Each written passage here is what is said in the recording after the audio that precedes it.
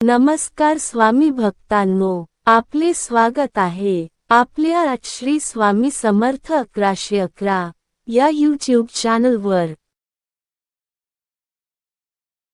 श्री स्वामी समर्थ। जेव्हा आपल्या आयुष्यात कठीण काळ येतो तेव्हा आपण सहज म्हणतो, देव आपली परीक्षा घेत आहे। पण खरंच स्वामी आपली परीक्षा घेत आहेत हे ओळखायचं कसं? मंडळी, आज मी तुम्हाला असे 3 स्पष्ट संकेत सांगणार आहे जे आपल्याला सांगतात की स्वामी महाराज आपली परीक्षा घेत आहेत। ते प्रत्येकाची परीक्षा वेगवेगळ्या परिस्थितींमधून घेत असतात, कधी सुखात, कधी दुःखात, तर कधी अनपेक्षित संकटात। जर प्रत्येक परिस्थितीत स्वामींवरचा तुमचा विश्वास अढळ राहिला तर समजून जा तुम्ही स्वामींच्या परीक्षेत उत्तीर्ण झालात।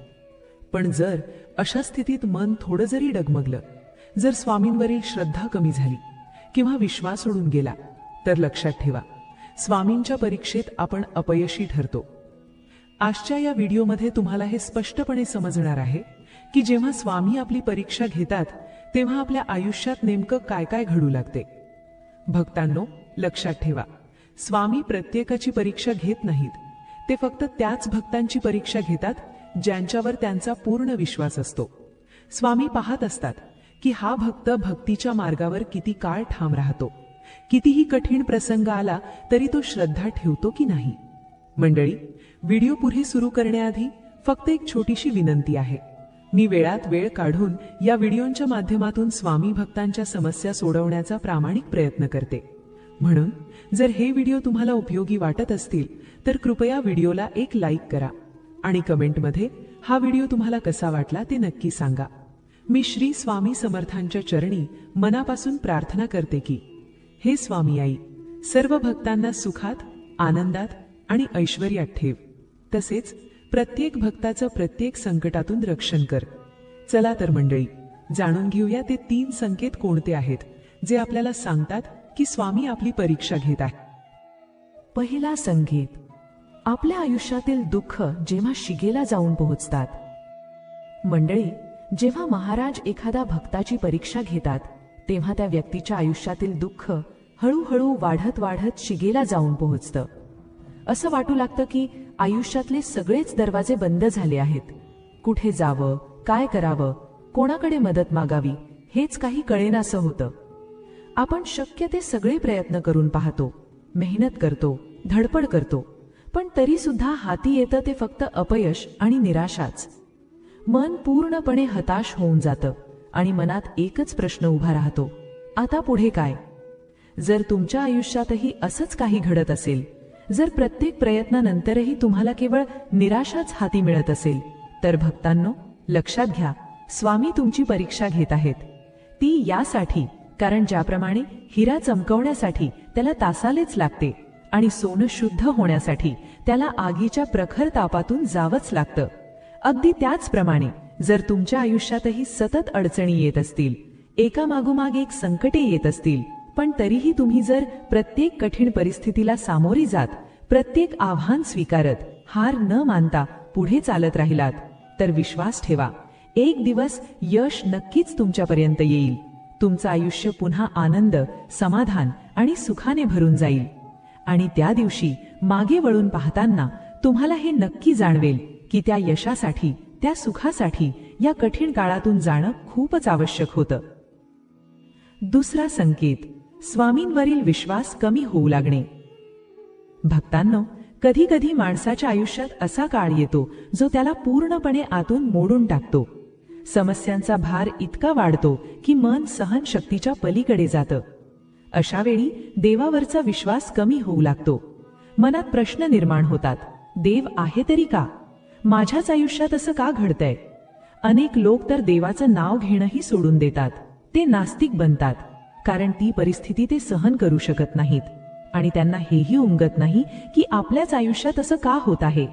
पण मंडळी, हे लक्षात ठेवा, हाही एक मोठा संकेत असतो की स्वामी आपली परीक्षा घेत आहेत आणि ही परीक्षा इतकी कठीण असते की खूपच थोडे लोक त्यात उत्तीर्ण होतात।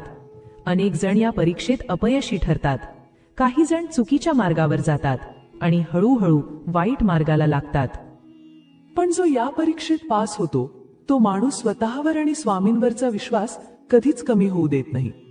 कितीही वाईट परिस्थिती आली, कितीही संकट समोर उभी राहिली, तरीही तो धैर्याने परिस्थितीचा सामना करतो.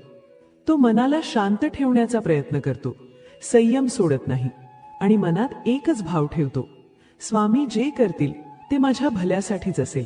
मंडळी, जर या परीक्षेत तुम्हालाही उत्तीर्ण व्हायचं असेल तर सर्वात आधी स्वामींवर पूर्ण विश्वास ठेवा. कारण एक दिवस असा नक्की येईल की सगळं काही हळूहळू ठीक होईल.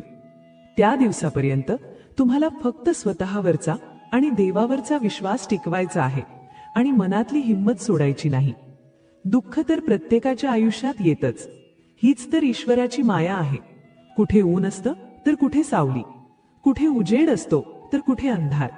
जेव्हा आयुष्यात दुःख येतं, जेव्हा अडचणी आणि समस्या उभ्या राहतात, तेव्हाच माणसाला कळतं सुखाची खरी किंमत काय असते. भुकेल्यालाच अन्नाचं मोल कळतं. अन्न किती गरजेचं आहे, अन्न किती महत्वाचं आहे आणि अन्न किती अनमोल आहे हे तोच अनुभवतो. ज्याच्या डोक्यावर छप्पर नाही तोच घराचं मोल खऱ्या अर्थाने जाणतो. अगदी त्याचप्रमाणे जेव्हा तुमच्या आयुष्यात दुःख येतं तेव्हाच तुम्हाला सुखाची खरी किंमत आणि सुखाचा खरा अनुभव मनापासून समजतो. तसं पाहिलं तर या जगात असा एकही माणूस नाही ज्याच्या आयुष्यात कधीच सुख आलं नाही आणि कधीच दुःख आलं नाही.